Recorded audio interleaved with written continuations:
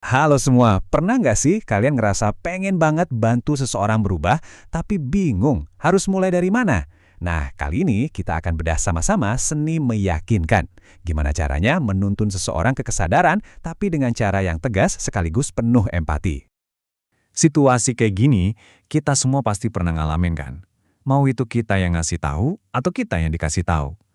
Ngasih tahu kebenaran pahit itu, aduh, susahnya minta ampun. Apalagi nerimanya. Pertanyaannya simpel aja sih. Gimana caranya biar bener? Oke, biar jelas ini dia peta perjalanan kita. Kita bakal lihat 4 hal penting. Pertama, soal bedanya kebutuhan sama dosa. Ini krusial banget. Kedua, soal emosi, mana yang beneran, mana yang cuma drama. Ketiga, gimana kalau kita berhadapan sama orang yang hatinya udah kebal. Dan yang terakhir, yang paling penting, soal sikap kita pas ngasih koreksi. Yuk, kita mulai. Oke, kita mulai dari yang paling dasar ya, fondasinya, yaitu kata-kata. Ternyata menurut sumber yang kita bahas ini, satu kata aja loh itu bisa mengubah total arah perubahan seseorang. Kedengarannya sepele, tapi ini penting banget. Coba kita lihat. Nah, ini dia perbedaannya. Di satu sisi ada yang suka bilang perilaku buruk itu kebutuhan. Ini bahaya loh, karena seolah-olah itu jadi pembenaran, oh aku butuh ini. Tapi sumber kita ini menekankan kita harus pakai istilah yang lebih jujur, keinginan berdosa.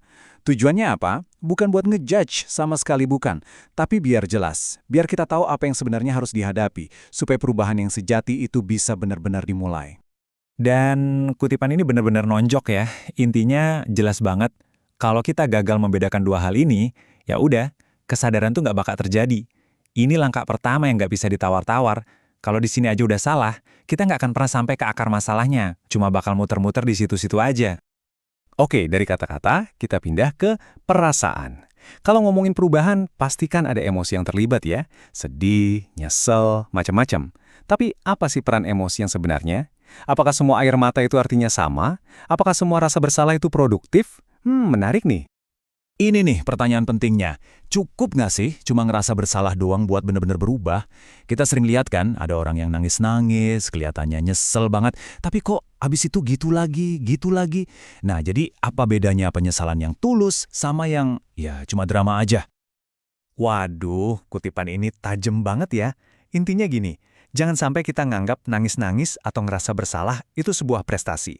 Seolah-olah dengan merasa sangat bersalah, kita udah lunas. Sumber ini ngingetin, bukan perasaan kita yang jadi pahlawannya. Perubahan sejati itu datangnya dari luar diri kita, dari karya Kristus. Makanya kita harus hati-hati sama yang namanya emosionalisme.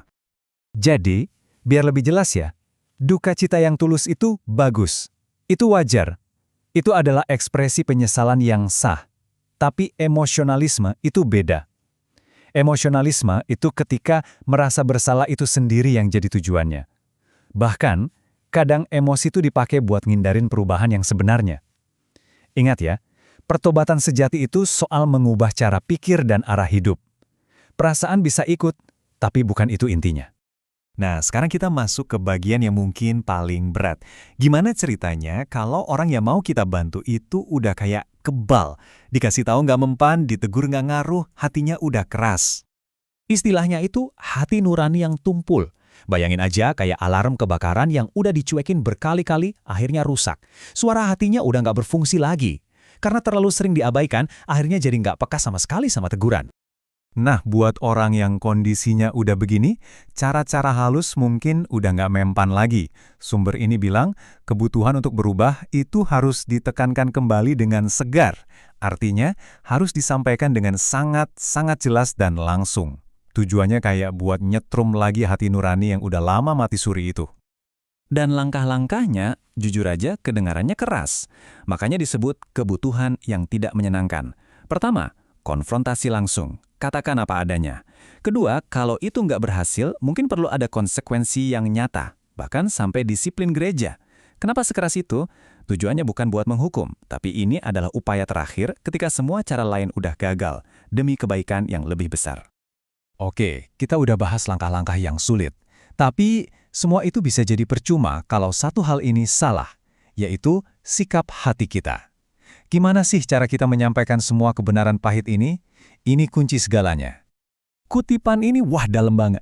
Ini gambaran yang sempurna. Nulisnya jelas, tegas, tapi sambil nangis. Bicaranya dengan otoritas, tapi penuh kelembutan.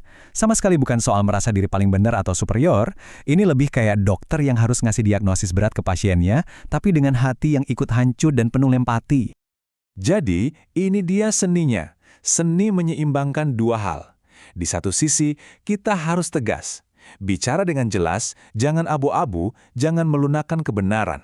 Tapi di sisi lain, kita harus melakukannya dengan kelembutan, tanpa rasa sombong, dan dengan duka cita yang tulus.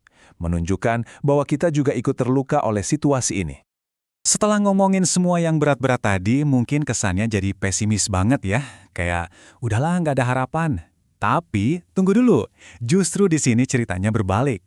Sumber ini dengan tegas bilang ada nada optimisme yang kuat. Dan inilah sumber optimisme itu. Harapan kita itu bukan pada jagonya kita ngomong atau pada niat orang itu buat berubah. Bukan. Harapan kita bersandar pada satu fakta besar, Tuhan adalah Tuhan yang sanggup mengubah. Jadi, perubahan itu selalu mungkin, bahkan di situasi yang paling kelihatan mustahil sekalipun. Dan ayat inilah fondasinya. Inilah jaminannya. Sesulit apapun masalahnya, sekeras apapun hatinya, anugerah Tuhan itu jauh, jauh lebih besar. Ini adalah jangkar kita. Ini yang membuat kita bisa terus berharap saat membantu orang lain. Jadi, kita tutup pembahasan kita dengan pertanyaan ini. Setelah kita bahas semua teknik, semua kesulitan, semua drama emosi, apa sih dasar perubahan yang sejati? Jawabannya sederhana, tapi luar biasa. Bukan teknik kita, bukan perasaan orang lain, tapi kekuatan anugerah Tuhan yang bekerja. Dan itulah kebenaran yang paling memberikan harapan.